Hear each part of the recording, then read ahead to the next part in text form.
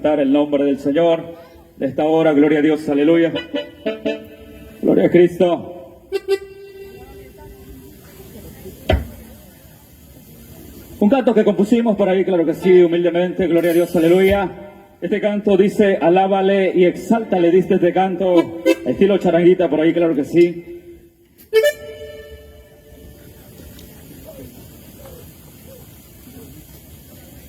Decimos de esta manera.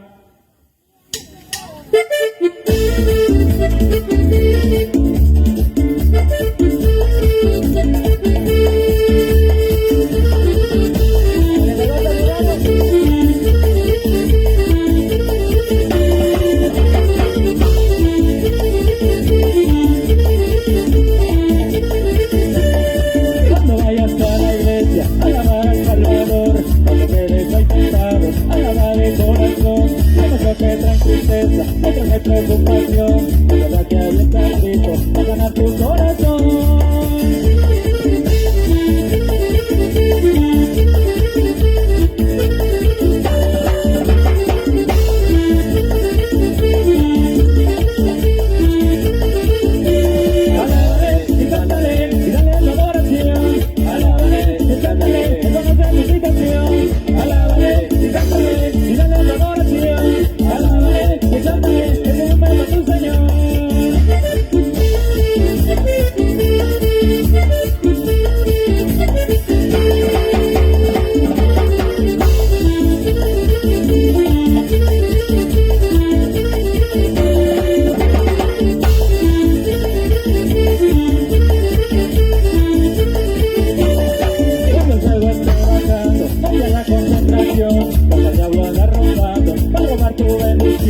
Hay mucho que traen tristeza, otro que preocupación, recuerda que ahí está escrito, va a ganar tu corazón.